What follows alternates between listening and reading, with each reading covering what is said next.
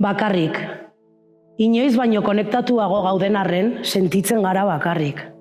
Eta sentitzen dugu mundua ari dela erotzen, gero eta azkarrago desordenatzen. Beste behin, gizon batek beste emakume batera hildu. Lehenbiziko aldiz, pintada arrazistak agertu dira gure auzoan. Banku eta energetikek iaz baino are gehiago irabazi dute aurten.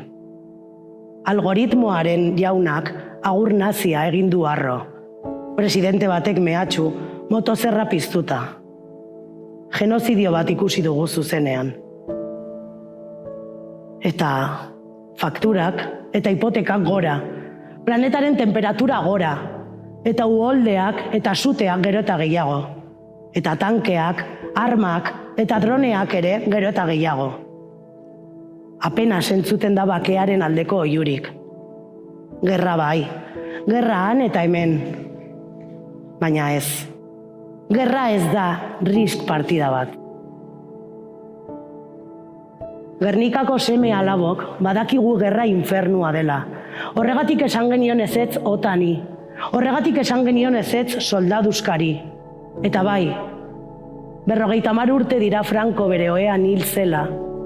2 euskal gazte fusilatzea agindu ondoren. Baina frankismoak bizirik dirau. Horregatik, mobilizatzen gara euskararen alde. Horregatik, saretzen gara arrazakeriaren eta misoginiaren kontra. Horregatik, defendatzen ditugu zerbitzu publikoak, etxebizitza, osasungintza eta hezkuntza propioak.